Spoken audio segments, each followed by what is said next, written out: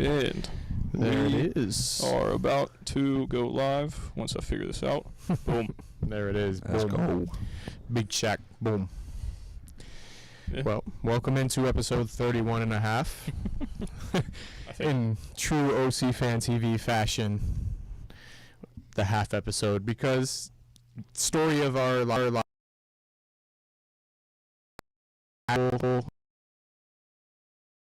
Our little filler in there, I think, is what the purpose of this is. Yep. Oh. What? Huh? Probably. All right. Then, Just gonna have to sit still over there, my man. yeah, I'll try. That's, it's, Oh. no.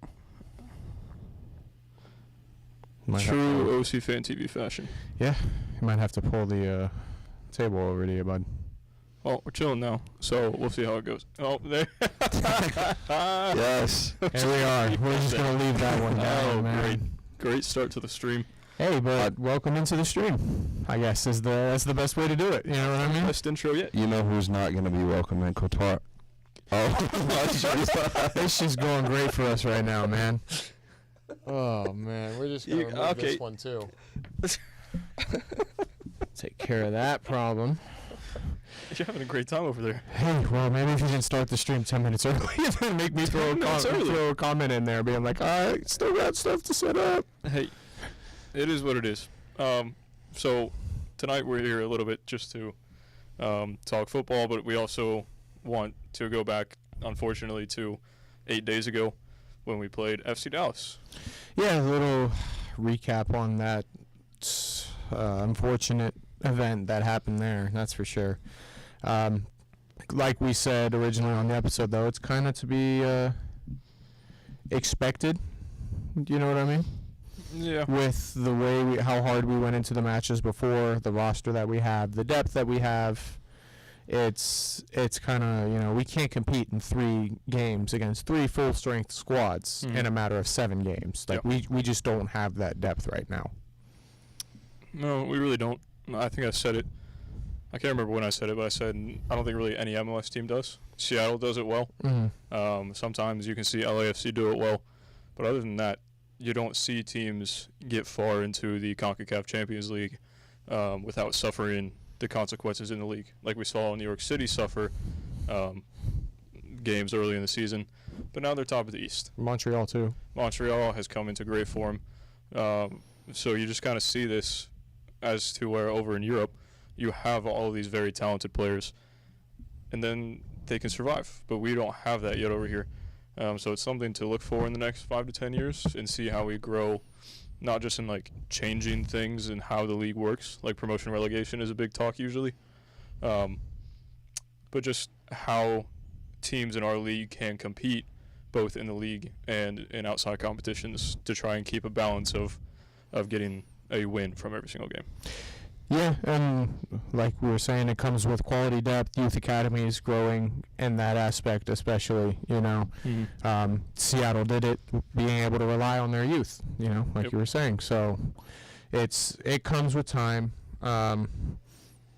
These are the ups and downs of growing a club, you know what I mean, building the foundations.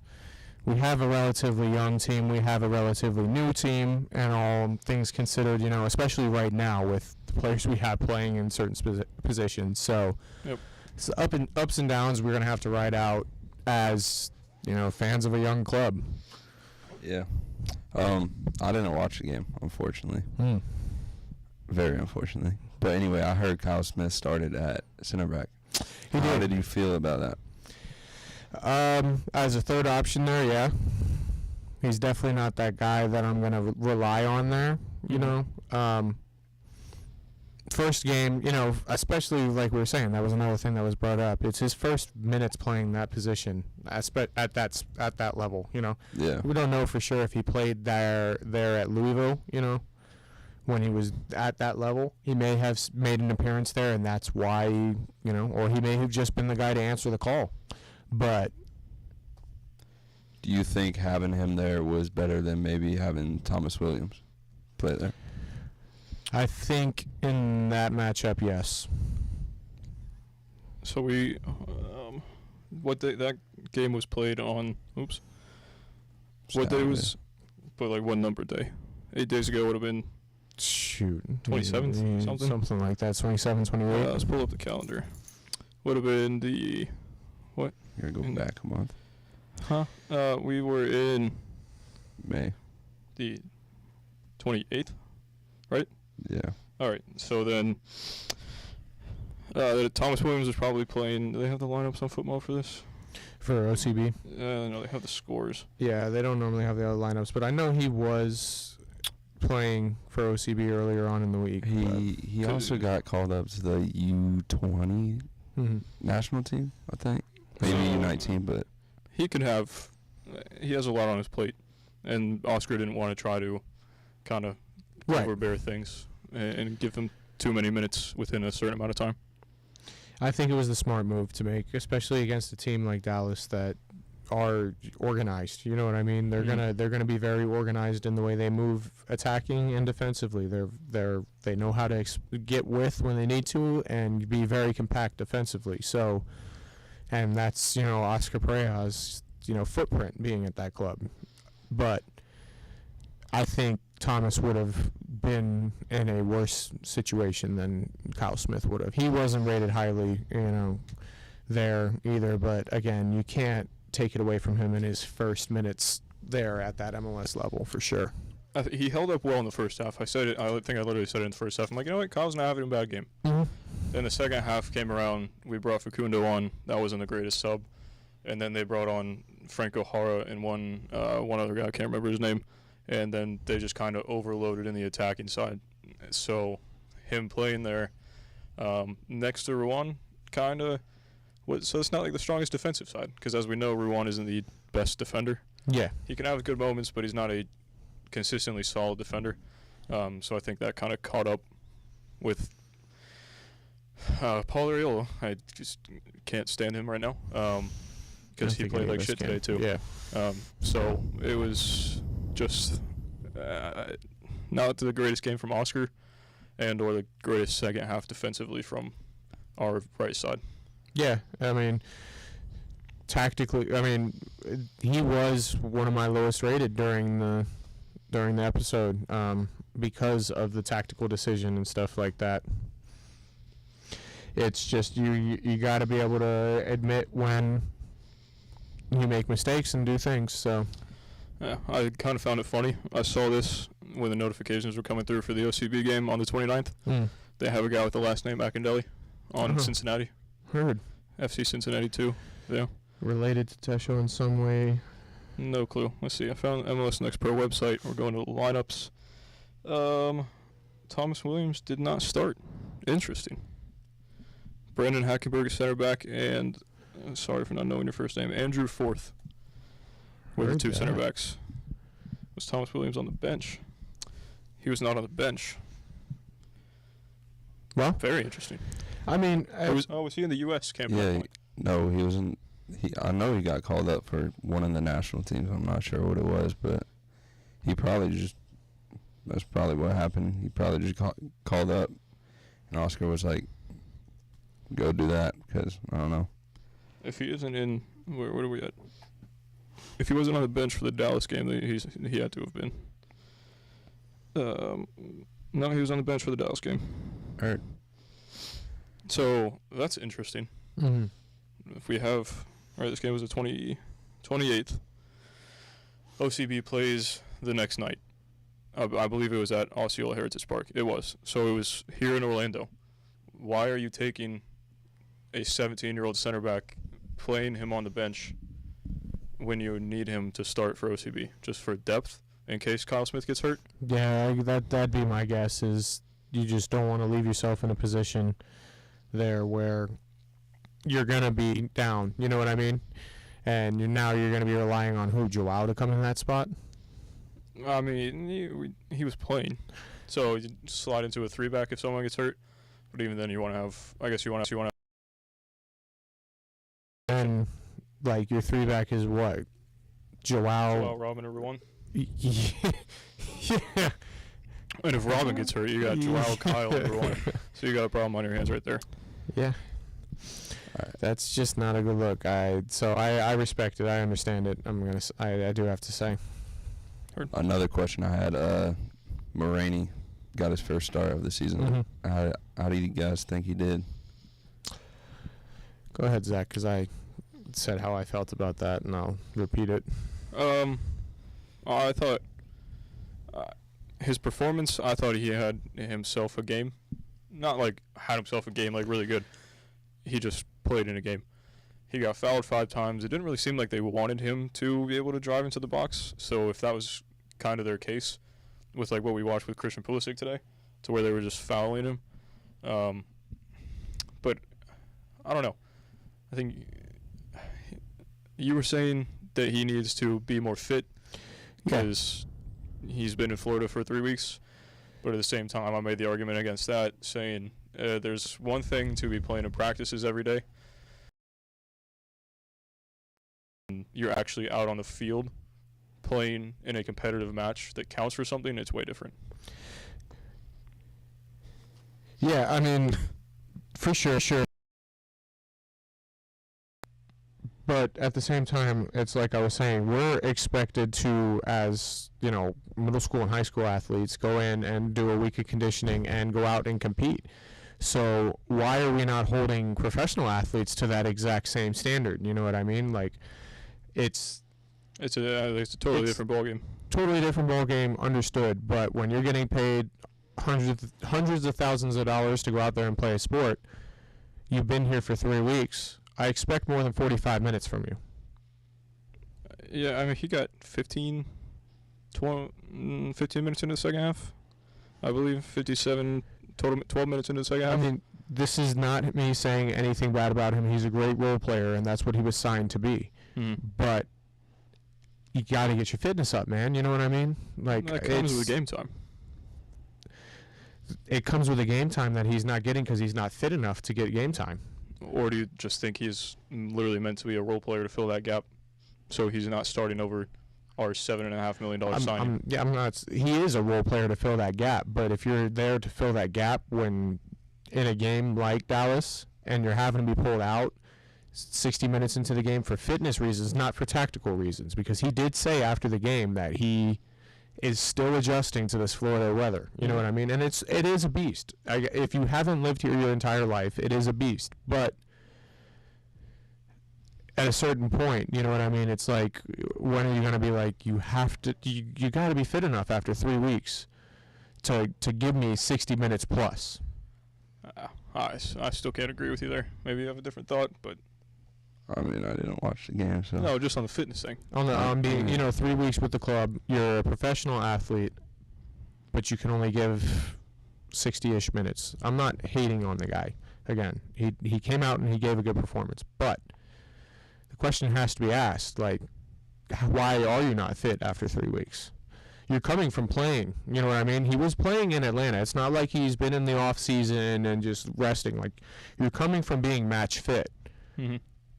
So why are you now not match fit here after being here for 3 weeks? You know what I mean? Like, he's match fit, quote unquote, but that's where I feel like my main issue lies. It's not like it's off-season signing. He's been laying around, you know what I mean, kicking the ball around to stay in shape. Like, he's been playing matches. Yeah, I mean, looking at his minutes from Atlanta, there's a singular 90-minute game, and it was against Chattanooga, where they won 6-0 in the Open Cup. He got a singular minute against Cincinnati, 30 against Charlotte. He started and played 74 against DC. Mm-hmm. But there's only one 90-minute match on here, and that is the Open Cup game. So, yeah, he's a match fit, but he's coming on and playing average, I'd say, 30 minutes. So, you got 30 minutes average, and you're playing in an air-conditioned 70,000 seater stadium. Yeah, I mean, it's you definitely see the difference coming from that club to here. You know what I mean, and having to play outside in the Florida heat week in and week out. I don't know. It's not even just in MLS. It's in Europe. It's in every sport. You know what I mean? We cut professional athletes all these breaks, but then I remember my high school playing career, and it's just like, you play through that injury, you push through that, you do this, that, you know what I mean? And it's like, I'm not even getting paid for this, but I'm being expected to do this, that, and the third. So why is it that my money that I put into the club, the owner's money that gets put into the club that pays these guys, are not being like, hey, dude, why aren't you fit after 3 weeks? That's. Yes, it's his first start, but Don't think we're gonna get anywhere with this. Or not. Yeah. I think the bigger question will be is if we come back off this break and we don't see an improvement in his fitness levels. Yeah, for sure. I mean, because he's still relatively new. But again, it comes to him saying that it's got to be match minutes to be fit.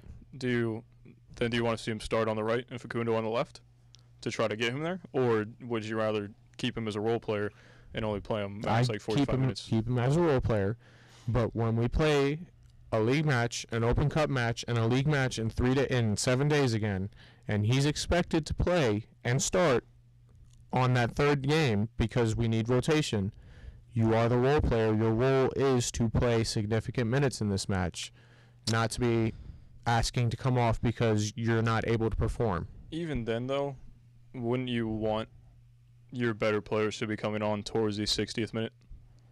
Not in a game like Dallas. I do not want that Facundo sub. It comes down to the tactic of the game. Even then, yeah, but dude, it's a very real possibility that he comes off for a more defensive-minded player. Because he's one of our attackers, you bring an attacker off to bring a defender on. If you're not making the like-for-like sub, you know what I mean, and you're pulling on a central, a CDM or something like that to try to shore things up, another center back, transitioning into the 5-back, whatever. Yeah, so I'm okay with that sub being made, but I don't want the like that just put 120 minutes in, not even 3 days before, who pulled up with an apparent, his hamstring was getting tight. You know what I mean? He really didn't need to see minutes in that game. It precautionary or not, you know what I mean? Would you have rather seen Joey Desart come on for him in the 57th? He came on in the 88th. Clearly, we needed something centrally. I mean, the scoreline shows that. And obviously, hindsight's 20/20. And yeah, I obviously would have rather seen Joey Desart come in. I would have rather seen us shore up our back line in some way, shape, or form. But hindsight's 20/20. I just don't like the Facundo sub because of the minutes that the load that we're putting on Facundo right now, and the fact that that wasn't a smart tactical move at all. Yeah. Desart came on for Pereira in the 88th, and then Michael Holiday also came on for Ruan in the 88th. So we make these defensive subs. They're just a little bit too late. When we're already 3-0 down. So it's a situation in and of itself. The subs before that, funny enough, Facundo in the 57th for Jake Morini, Pato in the 75th, probably for Urso, and then actually, I don't know. It was Pato and Tesho coming on in the 75th for Urso and Mendez. So subs at that point, 75th minute, we're already down 2-1. I guess you're then trying to get back on the front foot, go more attacking, because you're at home, you want 3 points, make it 2-2. Right. And it just ended up biting us in the ass. Yeah, I mean, I feel like at this point it all comes down to how we're going to move forward again. We always seem to have good bounces after losses like this. We seem to bounce back and do what we need to do. Haven't lost 2 games in a row this season. Haven't lost 2 games in a row this season. We're going on the road. Our road form is good. And we're going to have Schlegel and Caesar available again. So, again, circumstances leading up to that game contributed to that result. And it was kind of naive of us to expect that we were going to go in there and really, kick ass. Yeah. That wasn't going to happen. No shot. So, and even with losing that game, we're still 5th in the league. We're still in the Open Cup. Yep. It's just. So that's something I kind of want to talk about. Do you guys feel like at this point it's time for us to go all in on the cup? All in, bro. Well, you got 2 games left? 3. But is it too early in the league season to sacrifice those games? I'd rather sacrifice games now. It's all about how you finish the season. It is all about how you finish the season, but is it too early where things are moving, clubs are finding their form and people are settling for us to just kind of let go of those points now? Because we've seen it in years past where teams pick up form, they keep form, and regaining that ground is tough. I mean, we're already basically almost 500. We went from starting the season really, really well to now being 6 wins, 3 draws, and 5 losses with a -3 goal differential. Right. And sacrificing the next, 3 more games to win this cup. Like, yes, it won't be sacrificing. If we win the cup, it won't be sacrificing. But we get to that final and lose the final, and now our chance of getting that CONCACAF Champions League through that is done. Yes, we made a final. That's a step for us as a club. But now we're going to fight for the rest of the year to try to make up that ground to get back into the playoff spots, I have a feeling. Yeah, I mean, if we drop out of the playoff spots, that's not a good look. No, we can't. At any point in the season, I feel like we cannot drop out of especially with the form of teams below us. Mm-hmm. If it puts it into perspective, if Miami would have won one game that they lost, we have the same record. We have the same amount of points, but we'd only be above them on goal differential. So we're starting to go down, and they're finding their form, and it's not looking great for us.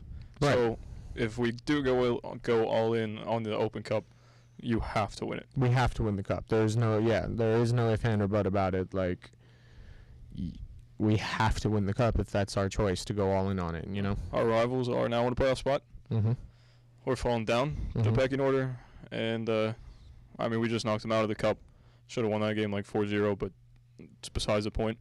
If you're gonna go for it, you gotta walk away with the trophy in your hands. For sure. And I think we can do it. You know what I mean? And I definitely think that's the most realistic silverware we have to win this year. Mm-hmm. We do have the strength of our team, of our squad right now to be able to play a pretty strong squad in that, but not our full starting 11 and be able to compete against most teams. You know what I mean? It's just when we come into the congestion, you know what I mean? That's when it really shows. And I think we could pull. I think this year, you know what I mean? Everything's lining up for it to be the Cinderella story year for us. If we were to win the cup, like, we get the Rowdies, we beat the Rowdies. Then we get at home. Then we go and we play in, who do we play after that in the cup? Philly. Beat Philly at home. Favorites, one of the favorites to win. And then we go on to Miami at home, knock them out in a thriller of a game. Mm. Now we get the home bid yet again against Nashville, who is now one of the other favorites to win the cup. Yep. And they're going to be tough competition. And if we make it through Nashville, that's when I say it's all in. I'm not saying we play our full starting 11 against Nashville. I'm saying we play a strong squad. We don't sleep on them. You can't sleep on them. But we make it through that with a strong squad, a reserve-based squad, but still strong. Mm. That's what I'm saying. Who we have to worry about here. Yep. If this bracket is right, which I think, would we not play Red Bulls or NYCFC if we beat Nashville? No, we would. All right. So then I think it goes like this. Yeah. So if we beat Nashville on the 29th, we play either NYCFC or the Red Bulls. Great. To get into the final. So either way, you got a tough path in there. Yeah, Nashville, hard to beat. NYCFC, top of the East. Red Bulls already lost 2-0, 3-0 earlier this year. So it's going to be a bit tough. But shout out to Union Omaha for making it all the way to the, quarters? Yeah. Impressive. Yeah. I mean, they could really be that Cinderella team, you know what I mean, to make it to the final, but we'll see, what happens. It hasn't been easy for us from the start, though, you know what I mean? Well, I mean, the Rowdies, that's a relatively easy bid, but everybody gets a decently easy bid early. It's a derby. Mm-hmm. Philly, favorites. Yep. The Miami, first knockout derby in the history of the whatever rivalry you want to call it. So we have the easiest path. Now we get some payback against Nashville. Yep. Hopefully the game at home last year and in the playoff loss. So I wish Louisville would have won that game. That would have been great, the Kyle Smith derby. Kyle Smith derby, yeah. It's for the 37th. Then Nashville scored in the 39th, and of course, or as that kid on Fan React says, Honey Mukhtar. Mukhtar Scored in the 89th to send them through. So that was a bit unfortunate. But, if our path gets harder and we keep winning, that's just an even better story to tell. Yeah, a testament to us, you know what I mean? And the fight that we went through to get there. Mm-hmm. I mean, all the good things, you know what I mean? And good things from the USA today, too. Not great, but decent. It's not like we're playing Trinidad Tobago, you know what I mean? Like, that was Uruguay.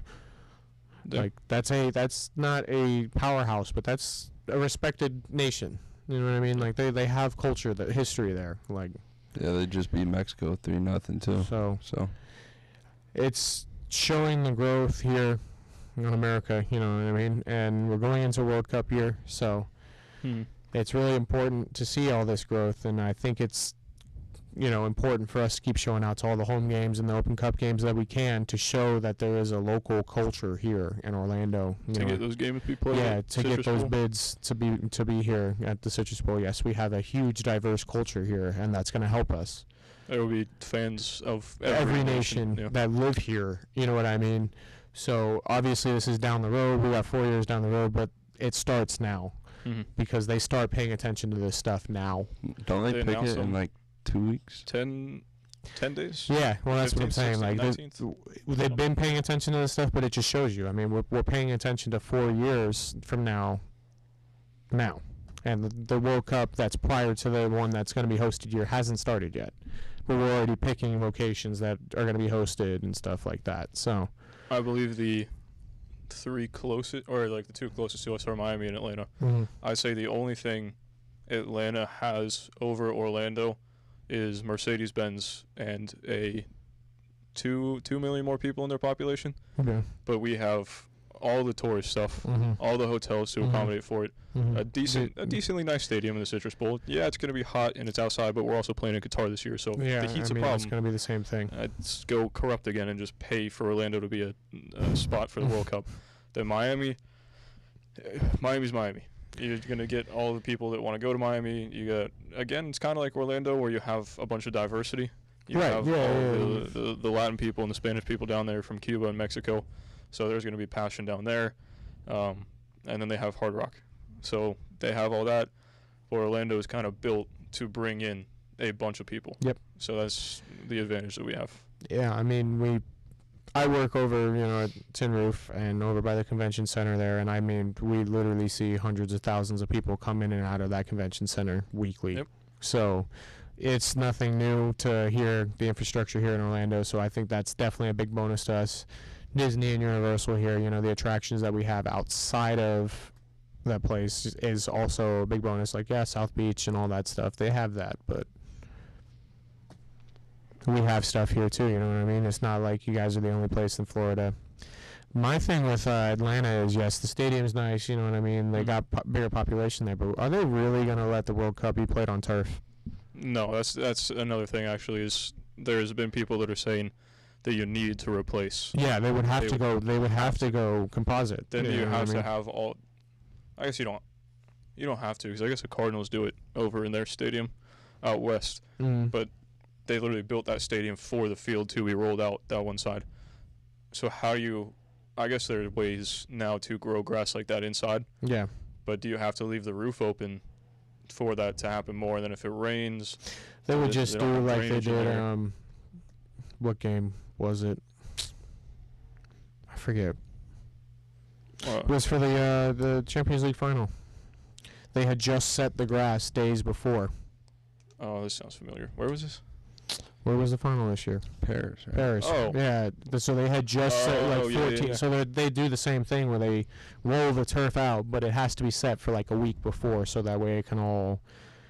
Yeah. But it's you play a risk with that. You're playing a game that if it doesn't adhere or grow together properly, now you're not going to have a good playing surface for the world's biggest sporting competition. Yep. You know what I mean? Yeah.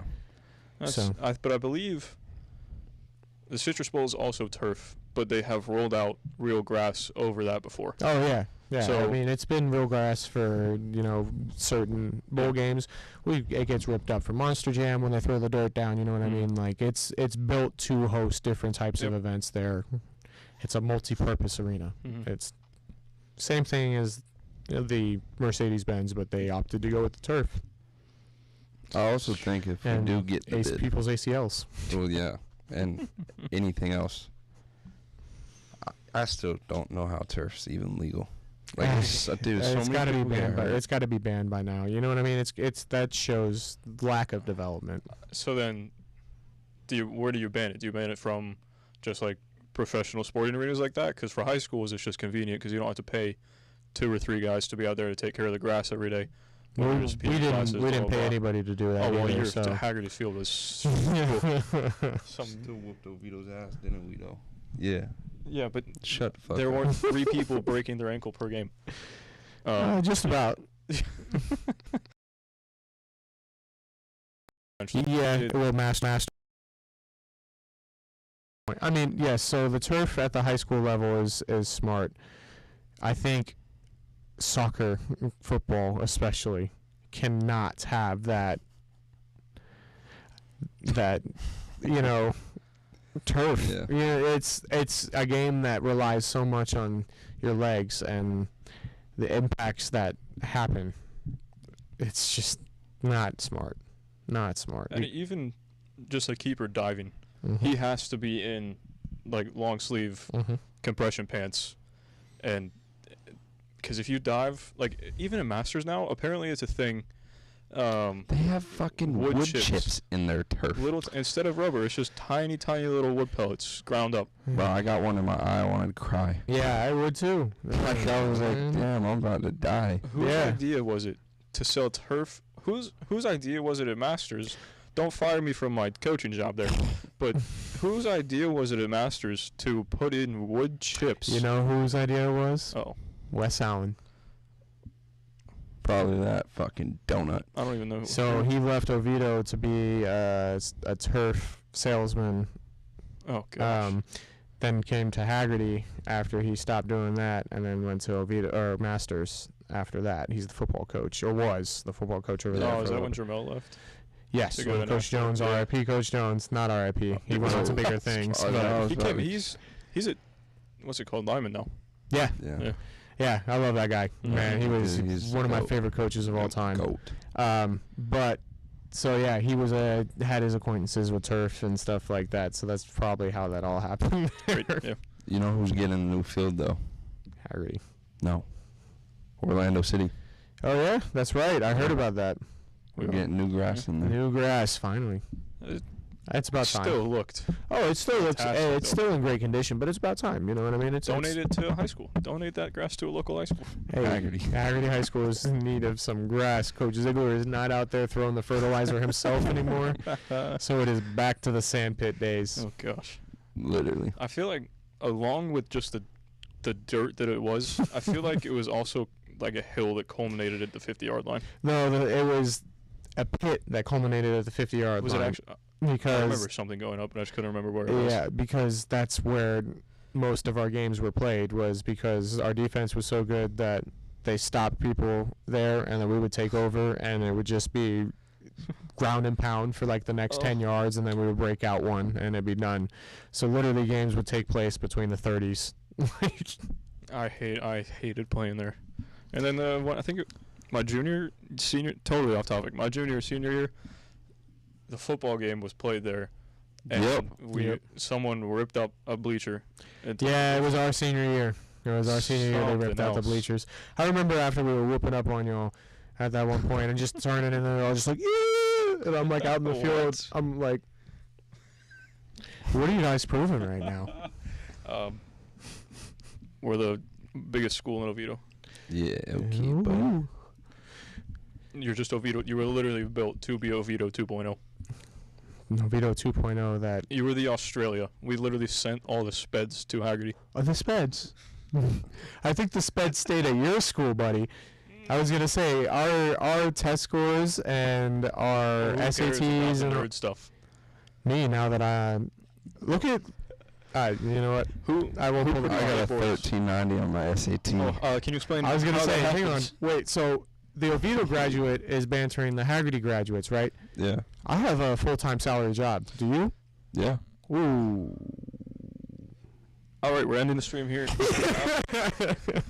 So now back to the test scores and stuff like that. That's important. You want to right? explain how you got your 1390? So I went in. My mama made me some good breakfast that morning. Yeah, baby. I went into school. I said, you know what? I got a 995 on my first one. I said, no, I'm trying this time. A 95? 995. Oh. It said a 95. I fell He said asleep in my ACT test scores out here, baby. So I just went in, put in the work, and I got a 1390. Yes, sir. Is that true? Yeah. I'll remember this. Okay. I think we all will. I mean, we have the proof. Yeah. All right. So when we talk about this, when you inevitably, never mind. I'm not gonna. Nope. Not gonna do that to you. Yeah. Well, football talk. I guess we can talk about one more thing on the subject. There's a lot of talk about CONCACAF and CONMEBOL. I want that so. Ooh, Oh man, I want that so badly. I think that would be great. Wouldn't that be amazing? You know what I mean? Yeah. Like the international competition would be so much better. Mm-hmm.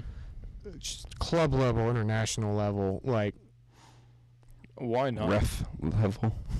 the ref level will never change as long as we Yes. have those helmets in there, bro. It was FIFA refs today. Yeah, amazing. right. right? He didn't want to get into his cards at all. The only yellow card he gave out was to Federico Valverde after him being on for 10 minutes, and it's because he kicked the ball away. But it happened about 4 other times before that, and he didn't give a yellow card out at all. That's something I want to talk about. Is that tweet that I sent you about Richarlison this morning? And Do you think is that real? No, no, that's banter. I'm pretty sure it was literally from a joke. I was gonna Twitter say account. because I just saw it in passing and I was like, "There's no way this is real." But could you imagine? No, that's a joke. Could you imagine Vinny, the most overrated player of 2022? Do you not remember the first half of the season when Benzema literally was telling his teammates not to pass him the ball? I'm pretty sure that wasn't this season. That wasn't the season. It was this season. No, it wasn't. It was early this season. All right, you keep talking. I'm doing some research. Most overrated player this year. I'm not saying he's not a good player, but he is not up there to be talked about with the likes of that age range like Mbappe, Haaland. You know what I mean? I don't think anyone's putting him there. Yeah, I would not put him there, but Ask any Madrid fan, and they're all like, "Oh, we don't need a Mbappe. We They're fucking got This was in 2020, literally 2 years ago. Okay, well, either way, you never heard anybody talking about Bukayo Saka like that, so that's all I'm going to say. What? I said you never heard anybody saying anything like that about Bukayo Saka, but nobody wants to talk about that man, so it's like... Yeah. yeah, they tell him. I'm just take the saying, penalty. so I'm not saying that... So are you trying to compare him? I'm not trying to compare them per se. I'm just trying to say that the hype obviously around Vinny is big. He plays at Madrid and the club is successful right now, so that helps a lot. He went from 3 goals, 3 assists last year to 17 goals and 10 assists this year. So he came into his own, but also I'm going to attribute that to Ancelotti. Yeah, well, I think he's a genius. He doesn't get enough respect. he's He's a genius. You know what I mean? Like, he knows how to get the best out of players. I get it that people don't like that style of play, but when it wins you games, you know what I mean? And it gets the job done, and those are the players that you have. Mm-hmm. You got to do it like that. I mean, Jurgen Klopp kind of said it about, I think it was about Conte in Tottenham. Yeah. He's like, yeah, it's not my style of football. You're never going to see me play it, but, like, do you? Well, yeah, and then he went from that to the Champions League final in the press conference where he was basically calling parking the bus cheating. Yeah. He says, as long as they allow him to do it, they could do it. And it's like, shut up, dude. Be better. He does like to complain. He does. Well, I mean, he does like to complain, but he also spent a lot of money for, 2 trophies? They haven't spent a lot of money. I saw the number the other day. I mean, it's in comparison to, like, you guys. It's less than Everton. Well, yeah, Everton's in shambles. Everton is in shambles, son. There's. I hope for Everton's sake that Super Frankie can do something down there. He kept them up, so. Yeah, he managed to do that. Did he keep them up, or did Burnley just not keep them up, or not go down? No, Everton definitely got a good result to the end of the season. Then Burnley they've had 9 years. They were bound to go down. They've stayed up somehow at like every year at the last minute, and it finally just kind of caught up to them, I think. Who do you think stays up out of those clubs coming up? Who do we have? We have Fulham. Do you think Borough stays Nottingham. up? Nottingham, I mean. Fulham, Nottingham, and I think Fulham is going to stay up. They're a yo-yo. They're a yo-yo. They'll be back down. You think so? Depends. Hey, it's either this year or next year they'll be back down. Sheffield, right? No. I'm glad they didn't come back up. They choked it out. That's right. They were up there. What is going on? Why can't... Does the championship just not exist? That's why, like, Norwich will be back in a year or two. England championship. There it is, finally. Bournemouth, that's right. I want Bournemouth to stay up. Yeah, I would like Bournemouth to stay up. Right? Scott Parker's still their... Did he become their manager? Mm-hmm. A year or two ago, yeah. Yeah, he's doing good things there with them. Last year, right, is when he became their manager. Yeah, I believe so. So it's Fulham, Bournemouth, and Nottingham.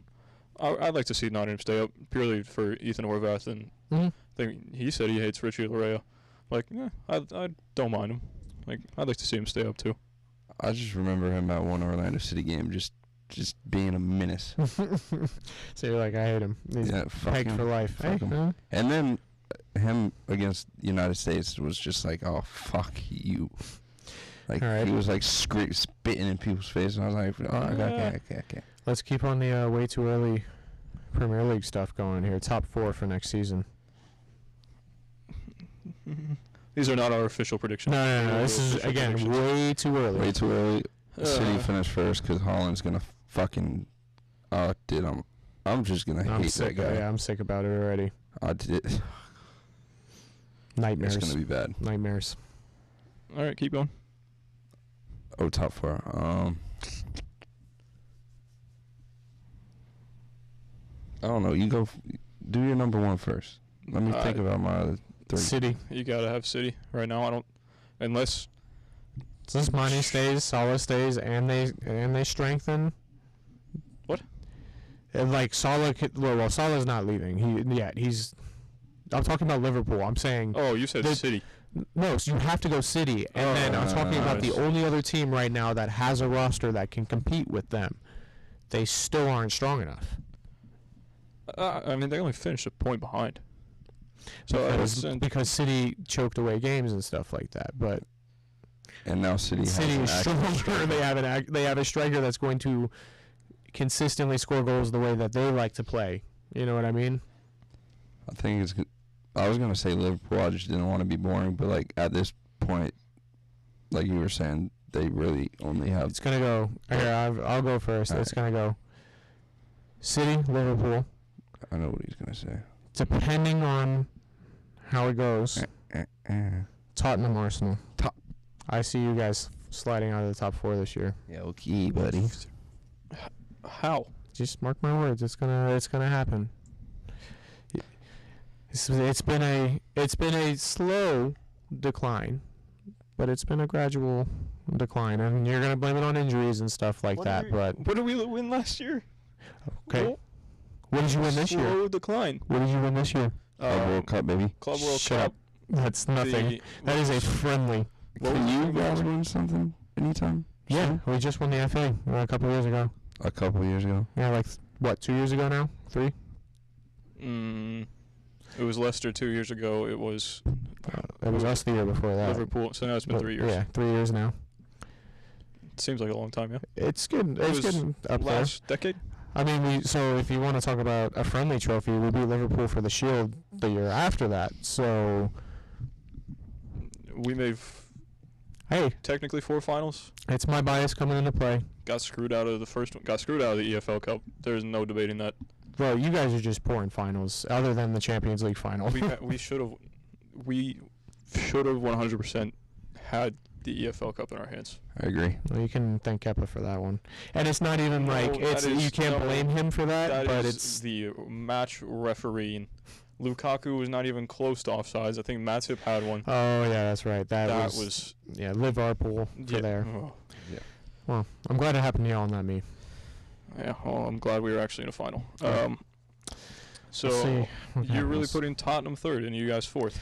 It depends on what happens with Tottenham and us. Really, realistic. If we do not bring in a Tielemans in the midfield and a striker, then yeah, we're not in top 4 next year. But if we bring in those two pieces that really hurt us and the stretch of games that we needed, yeah, I think there was a stretch of games there when we were a couple points behind you guys, and if we had a actual striker scoring goals and a midfielder that's not Granit Xhaka, we could have pushed to overtake, you know what I mean? And yes, injuries, but I'm saying Tottenham, and you were saying before, nothing scares me about Tottenham but Antonio Conte. You know what I mean? Yeah, Conte, I said Kulusevski's been decent. Son, I'd take Son in my squad any day of the week, honestly. And he's definitely continued to get the best out of him too. You know what I mean? I feel like under Mourinho there, he still was scoring because he's a top level player. You know what I mean? But like he had to play off the counter, which they still do, and he's done it pretty well. But it was Conte disguises it though. Like he tricks you into thinking that he's playing off the counter. You know what I mean? When he's really working you into spaces that you don't want to be, and then cutting off passing lanes. It's a very intelligent way of playing. It sucks to see Tottenham actually playing with composure and intellect. So your top 4 is just absolutely wrong. Hey, I said way too early, but mark my words. I'm going with the Chelsea same. to the Europa League. Yeah, okay. And what was it? Sorry, when we were both in the Europa League last, what was the result of that Europa League? See, but we made a final, and you guys made a final, so it's not. But who? What do you mean? We both made a final, but then who thrashed who in that final? All right. Well, we could talk about thrashing in finals too. You want to talk about the FA Cup that we met in too? Oh yeah, where Christian Pulisic got injured, Cesar Azpilicueta got Here injured. he goes again with the injuries. Here he goes again with the injuries, What are you bud. supposed to do when Conte's injured in warm-ups? Oh, but your club is so much better than mine. So you guys should have better starters, backups. You guys should beat us 6-0 every time you play us, right? Right? No, you're just putting words in my mouth at that point, honestly.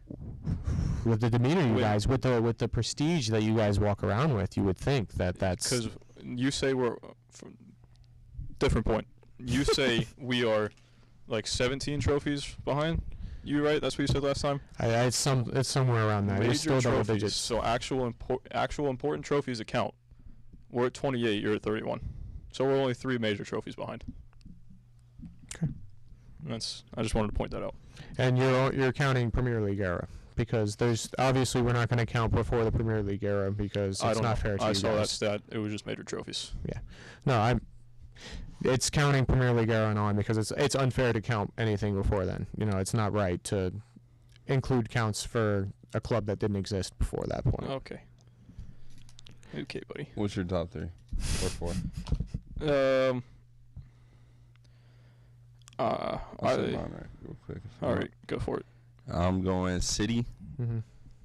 Chelsea. I'll go. Okay. Silence. Heard. 3 Liverpool and 4 Tottenham. Actually, no. I think United's going to bring it back around.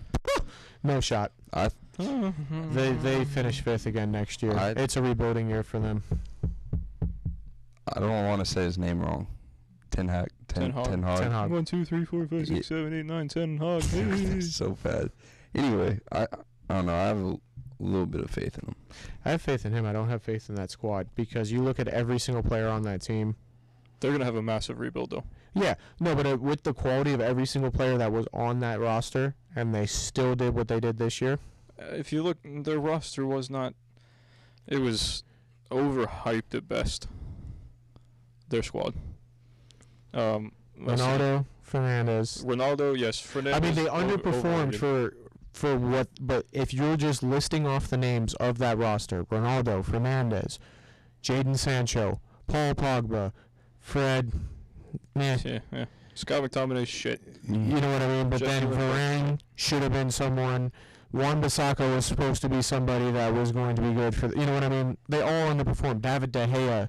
You hear the names of that roster. But De Gea is the only reason they finished anywhere close to. Now you listen to Aaron Ramsdale, Ben White, Gabriel Mahalagas, Granit Xhaka, Thomas Partey, Martin Odegaard, Emile Smith-Rowe, Alexander Lacazette, and we smacked them in the table. You know what I mean? Like those. Did you only finish a point, or not a point? Sorry, a place ahead.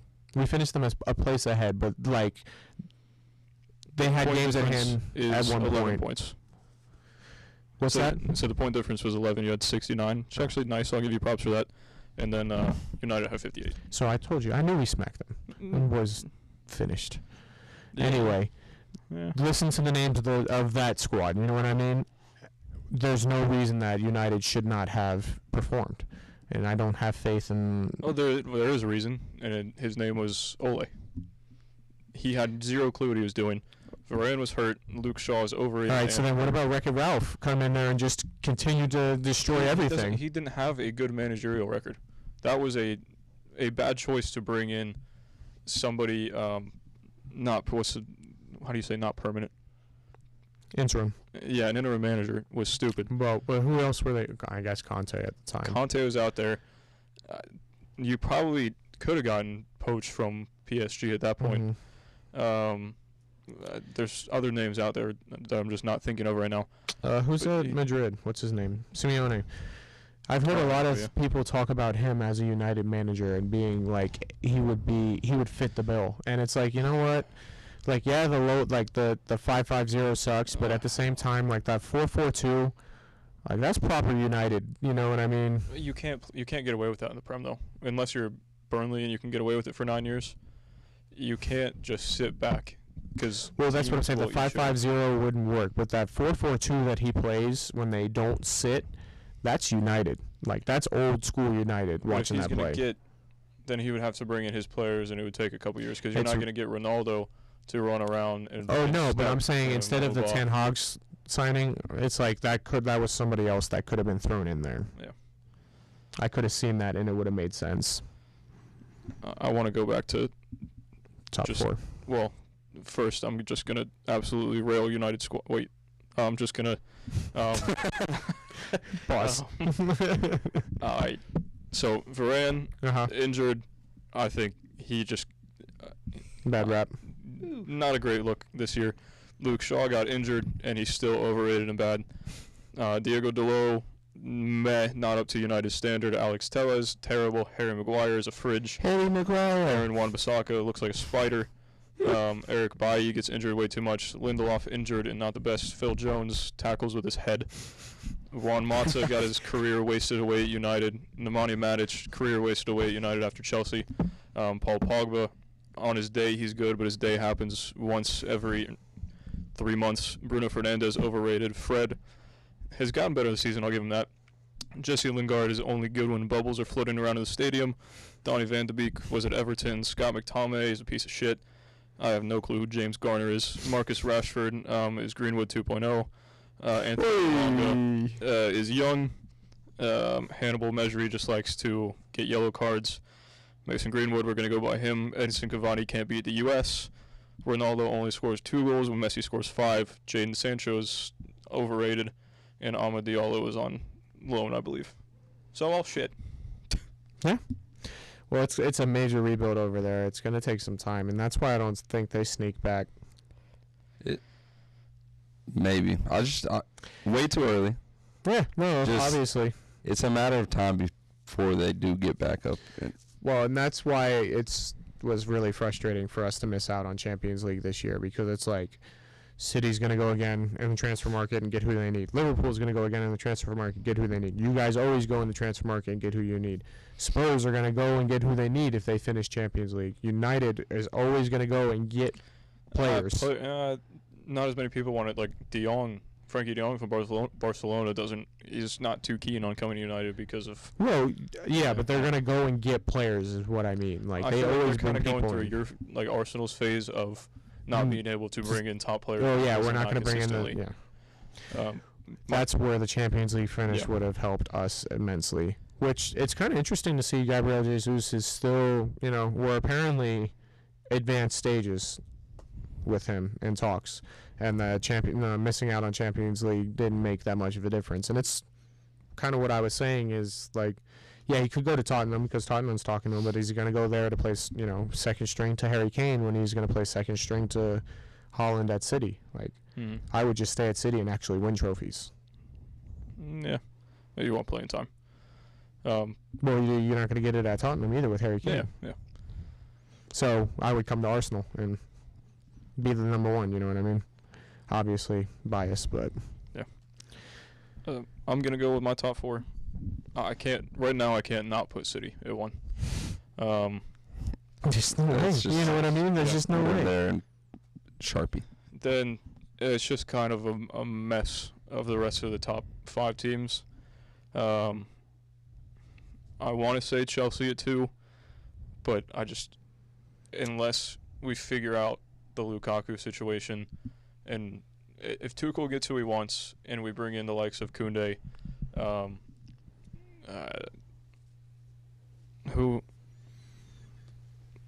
Dembele, gosh, and the Gvardiol, I think his name is, from Leipzig. I think we have a decent chance, but then it also, does Pulisic leave? Does Timo leave? Blah, blah, blah. All these sales. Marcus Alonso leaves. Aspi leaves. Christensen's on the way out. Rudiger's left. So we're also going through a massive rebuild because we're probably going to lose a lot of players. Yeah. So it's hard to put a Chelsea who finished 3rd going through, we went through a bunch of shit this year. So for us to still finish 3rd is impressive. I think with a rebuild like this, unless all the guys just mesh really well, then I could see us finishing anywhere from 2 to 4. To be safe, I'm going 3, 2. I'm going Tottenham, then Liverpool 4. You think Liverpool fall all the way to 4? I think the competition tightens back up again because there is a 18-point difference between us and Liverpool, just from 3rd to 4th. So I put us 3rd. I put Tottenham 2nd. It's way too early, but Tottenham could very well go and rival City for the league again. Top 4 could only be decided by 6 points next season. Yeah. So saying they're 4th could really only mean they lost one game they shouldn't have lost. Yeah, no, I get that. Interesting. Yeah. Then if Conte brings in more people that he wants, I think I was looking at their last 10 or so games. They only lost once. So, kind of scary. Oh, these are all club. Huh? Holy cow, they're playing friendlies already? 2021. Wait. I was going to say, they had an easier run in at the end of the season there, too. Then it still rings true. In their last 1, 2, 3, 4, 5, 9 games, they lost once, and that was to Brighton. Add those 2 on. 11 games, 1 loss, and they lost to Brighton, which Brighton's can be. They can be tough. They're always on tough. Their best, and it was a Leo Trossard 90th minute winner. Nice. So yeah, I think they can compete with Conte there. Yeah, I definitely agree with you. I don't know. I think Liverpool, they're not going to lose too much. You know what I mean? Yes, Mane might leave, but then they're just going to slide Firmino or Jota back in there, you know what I mean? And sign somebody else off the bench or bring Pulisic in, or you know what I mean?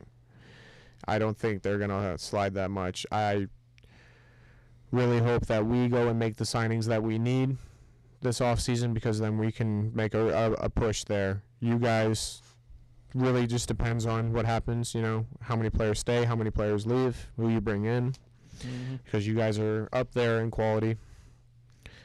Spurs, it's just a matter of time with them.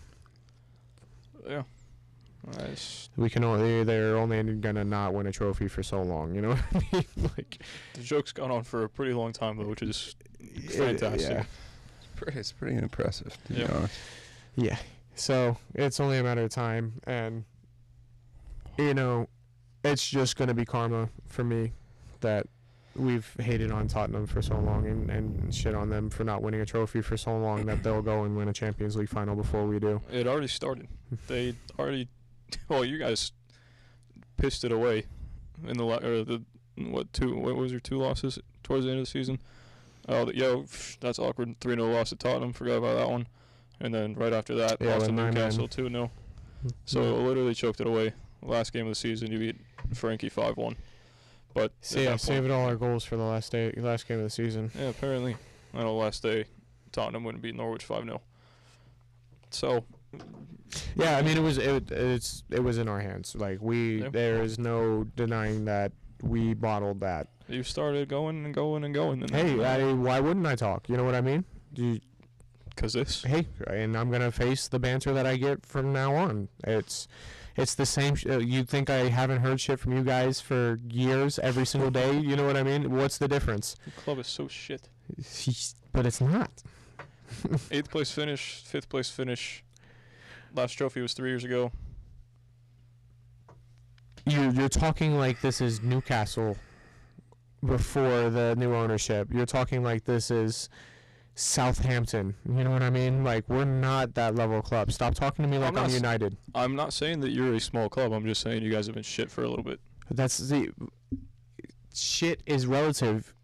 All right, so 8th place in the Premier League compared to 8th place in La Liga. There is a huge difference. No one's talking about La Liga. Huge difference. Do you play in La Liga? I'm not saying that. But so then why are you bringing up La Liga? Because that's not shit. My club is not shit. My club could walk into any arena and put up a fight against any club in the world.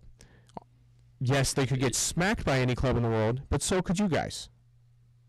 You can't say that about the 8th place team in Milan, in Italy, in La Liga, in the MLS, in the Premier League, Argentina. You guys have been shit. Okay, so why would that's still a. Where is the bottom half of the table finish? Where is that? What do you mean? So that's where being a shit club comes in. Where is the bottom half of the table? Where you want to pull in all these, like, all right, so we had that 8th place finish. Who still made European competition while we were in 8th place? Who had the longest running European competition streak in history? What do you mean? Us. You made 8. How did you make European? Because we won the final, the FA Cup. That was the year that we won the FA Cup, so we made Europa League the year after. But you didn't have literally this year is the first year in 25 years that we haven't had European competition.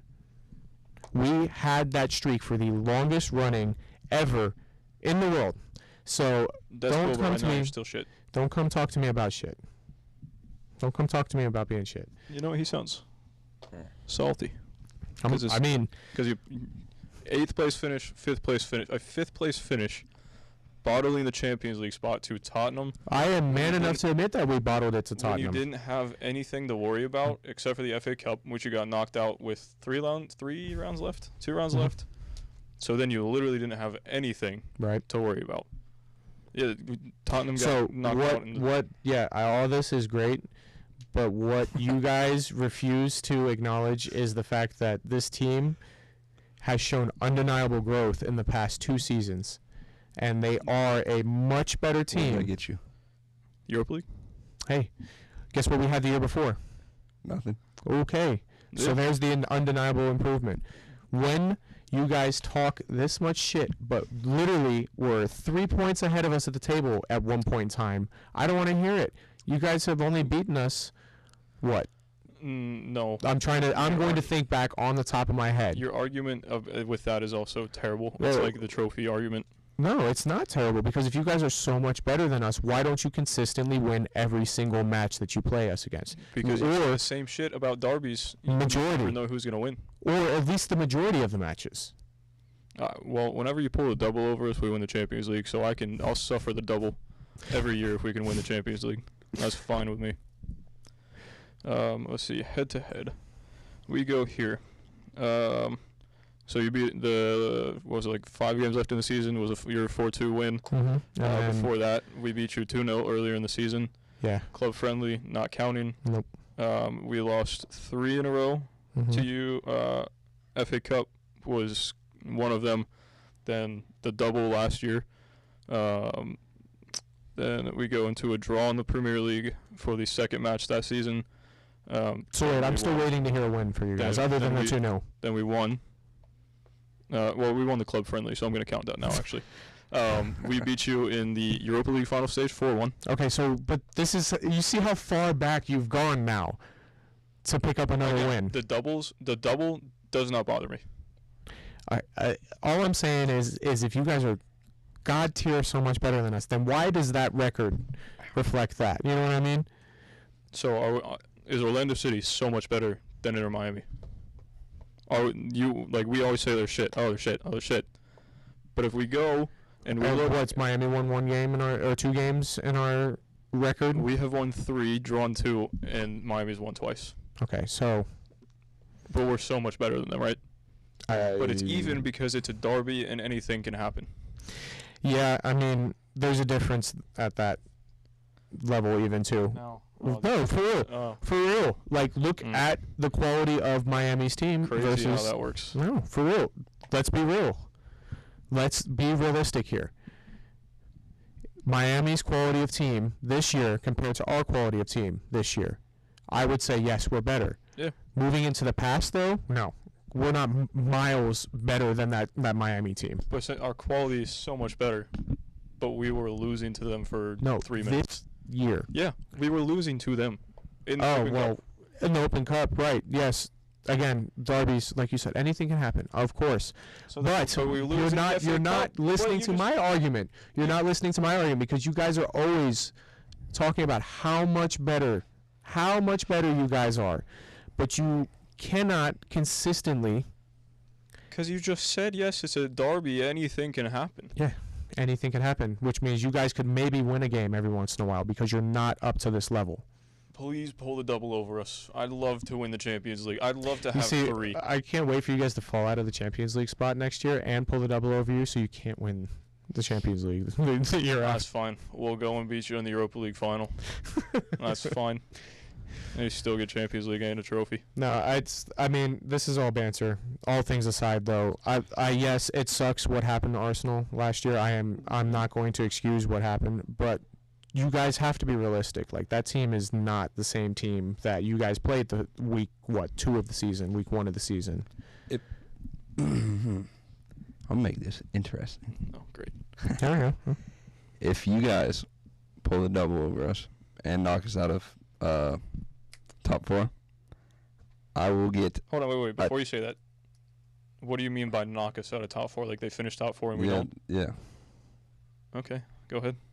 Just want to clarify that for you. I'll get. Somebody get ready to clip this here. I don't know if anybody's. I'll get something. Heard. Tattooed on me. Well. He's gonna put like the fucking Arsenal badge. No, I wouldn't do that to you. I wouldn't. That's not right. Well, I'll eat the whole fucking bamboozle. There you go.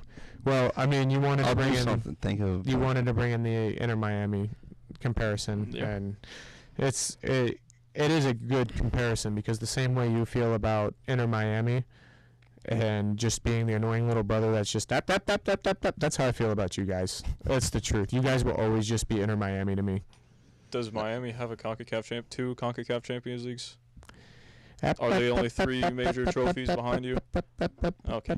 Please never compare me to those fucking pussies. That's what fired you up outside the game. That when we were doing the fan reacts, we were talking about this, bantering like we do, and I said that exact same line because there were a bunch of Inter Miami fans walking behind with their kids, and I was not trying to have you go like rapid on them.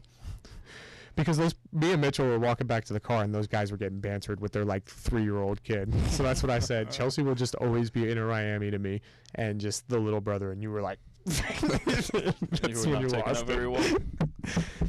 Yeah, well, first of all, that's just wrong of you to even say that. This little brother that always will just try to be something one day. Little brother, but we have 2 of those shiny little trophies. So then why does my... finish in the table? Why does my club success mean so much to you? Because you just want to be as good as us one day. All right, so 3rd in the table this year. This is 5th in the table. Not going anywhere. It never does. We finished where last year? But you see, he just And then you finished where last year? We're the standard because you keep comparing yourselves to us. If you're the standard, We must be the standard. then who wants to finish 8th? How is that a standard? Why do you consistently compare yourselves to us? Because are we just the standard for London clubs? Is that what rivals do? You just want to be as big as us one day and have a fan base as true to their So club then as is you? Inter Miami the standard? No, because they're the little brother that tries to compare themselves to Orlando City. How is us talking shit? How is me talking about your club finishing lower setting a standard? Oh, the comparison, the fact that we mean so much to you, like that the Arsenal is stuck in your head. So is you? No, because I talk about. I'd say, ratio-wise, I talk 65% shit about you, and then 35% shit about United. So am I setting a standard with United by talking shit about them? Because they've been so shit the past. Well, no, because years? we're the majority of that shit talking. So clearly, we live rent free in your head. Yeah, because you're so fucking shit. Why does that matter to you so much, though? Do you shit on Tottenham? Do you shit on Tottenham? I think I've said it clear. Do you shit on Tottenham? Do I shit on Tottenham? Yes. Tottenham shits on themselves. I don't have to do any of that. But you talk shit about Tottenham. You say, oh, they're shit. They're so bad, right? Well, when you don't win a trophy for 40 years, yeah. But isn't that then the same thing? You're also setting the standard with Tottenham? No. Yeah, because I don't talk about Tottenham 65% of the time. What you're telling me by that statistic is you don't even statistic, maybe. What you're telling me by that is 65% of the time you talk about Arsenal. The other 35% of the time you talk about United. Yeah, so well, when do you talk about Chelsea? I don't have to talk shit about my club. Why would I talk shit about my own club? When do you talk about Chelsea? Because that's what you said. You talk about Arsenal 35% of the time. You talk about United 35%. You remember that time in the group chat where you're like, hey, you back me up. Where the hell have you been? Where the fuck were you? You said, you picking your own battles. I'm over here enjoying this, actually. And if one person says the name of which we do not speak of, our little brother club down south. Oh, yeah. If y'all say that name one more time, you're taking a fucking bean.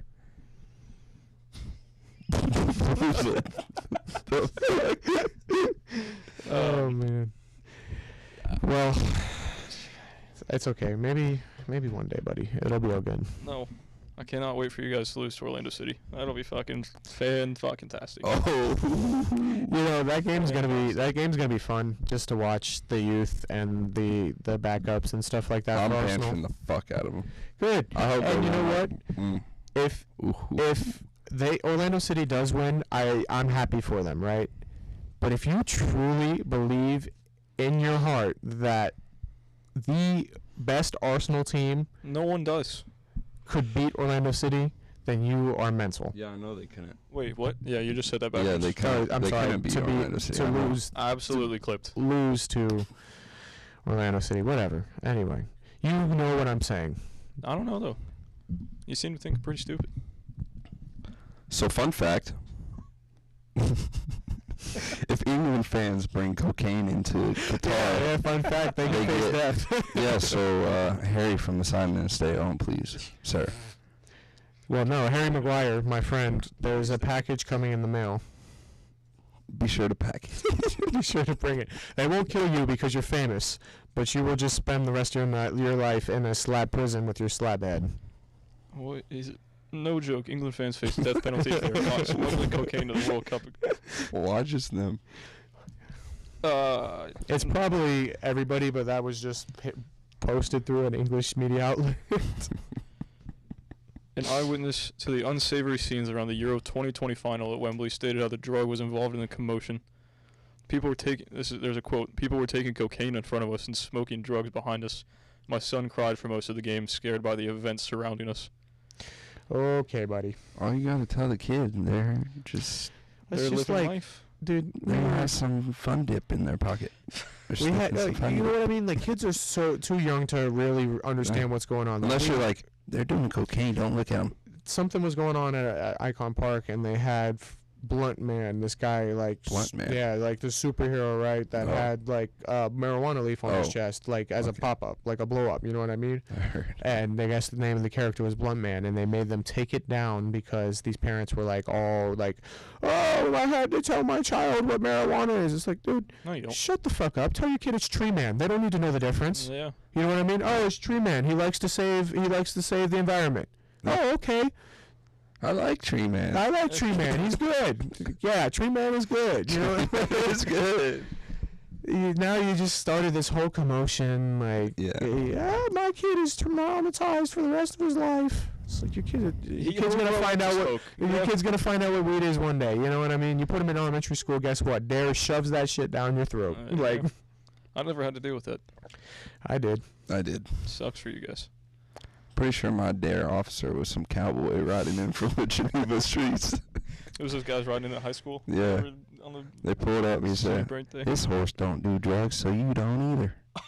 I said, "Okay, officer." Awesome.